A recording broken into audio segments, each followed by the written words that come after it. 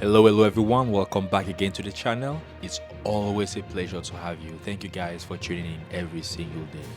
For those that are new, I can promise you one thing. Before the end of this video, you're going to love what you see and what you hear. Today, we're going to talk about Africa in a way that you've never heard of. Probably you've never seen before. Alright, today this is going to be a master class. So I want you to buckle up your seatbelt. I want you to listen till the end. All right, let's go. So we're going to talk about specificity. We're going to talk about specific things that are happening in Africa. We're going to talk about the dynamics of the world. Who really holds power worldwide? Let's talk about it. Let's jump right in.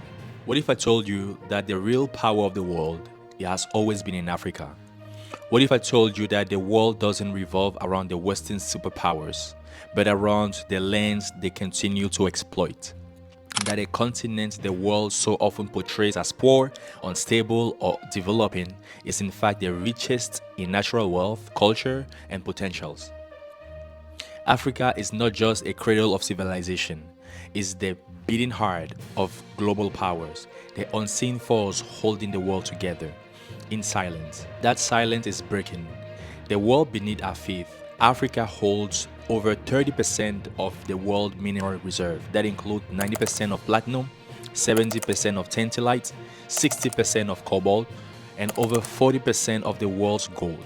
Countries like the Democratic Republic of Congo, DRC, are the world's primary source of coltan, the mineral used in smartphones, laptops, and advanced weaponry. Without Africa, the modern digital economy will crumble. Nigeria sits on vast oil reserves, powering international companies who pretend that the world isn't from Africa.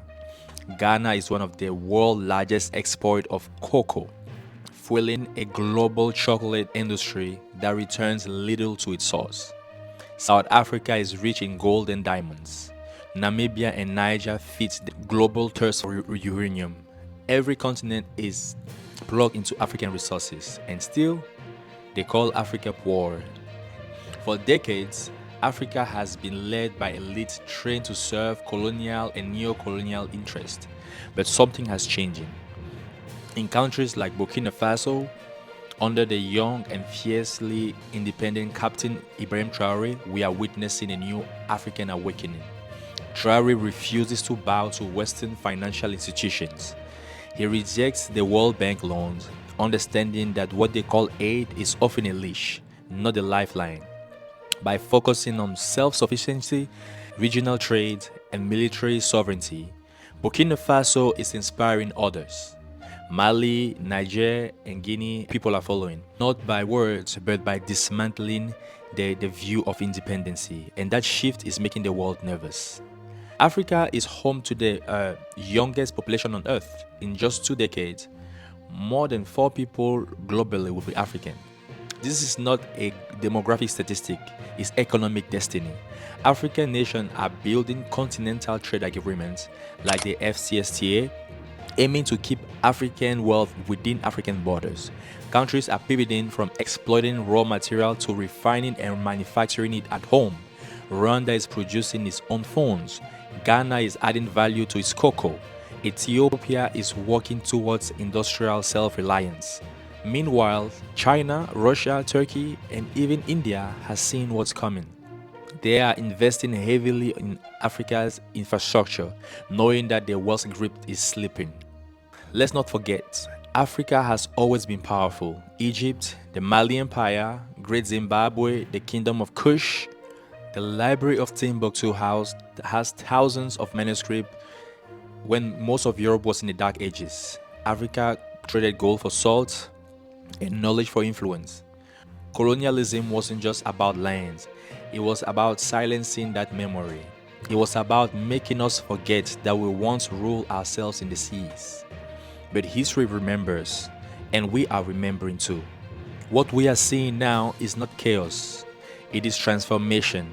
Western mission framed schools and enter French settlement and instability.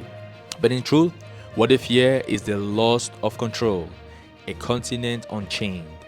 Leaders who refuse IMF conditions, who ban foreign military bases, who choose sovereignty over survival. They are rewriting the script. That's why Western influence in West Africa is being replaced. That's why African youth are rising up to defend their right to self-determination. And that's why African leaders who speak for their people, rather than Western diplomats, are gaining support like never before. The future is Africa. Africa doesn't need saving. It needs respect. It needs space to breathe, grow, and rebuild without interference. Because the real power of the world has always rested in Africa, in our lands, our youth, our leaders, and our history. The future is not Western. The future is Africans. What if I told you that African leaders are done playing by the rules they didn't write? What if I told you that a new Africa is rising, bold, unyielding, and unapologetically sovereign?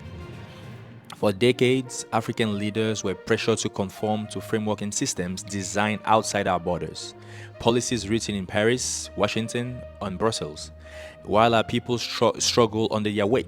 But today, we are witnessing something unprecedented.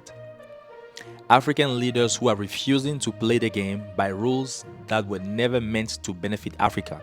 A new African power bloc entered in alliance into the Sahel states, the AES, the historic partnership between Burkina Faso, Mali, and Niger. Three countries once dismissed by the world, now leading a rebellion against neocolonialism. These are not just governments working together, this is a movement, a real alignment of power from the bottom up, led by Captain Ibrahim Traore of Burkina Faso, Colonel Assimi Goïta of Mali, and General Abdourahmane Chiani of Niger.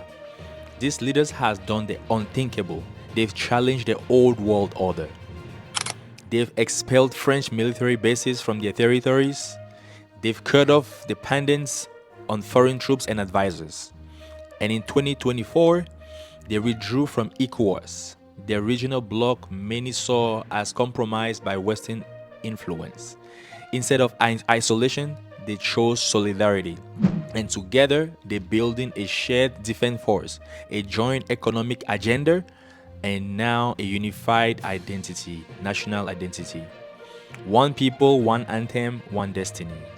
In 2025, the world watched it as Burkina Faso, Niger, and Mali adopted a common national anthem.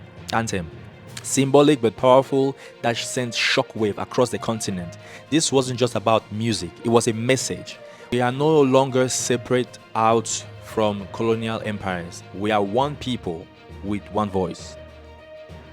This new anthem, rich in Cyrillian rhythms and defiant lyrics, isn't just songs, it's lived. It speaks of freedom, sacrifice, and unity, and a dream of African dignity restored. A dream once carried by men like Thomas Sankara, but now picked up by a new generation of revolutionary leaders. This president has made it clear, Africa will no longer be a playground for foreign interest. They are no longer asking for permission to be sovereign.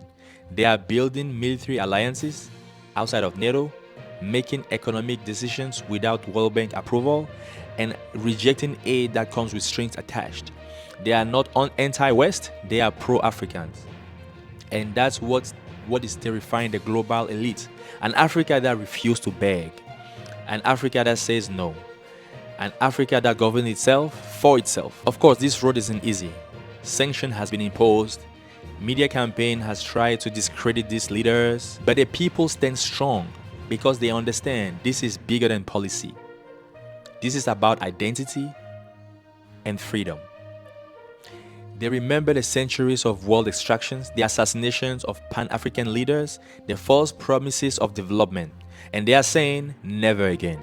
This new Africa is not perfect, but is fearless.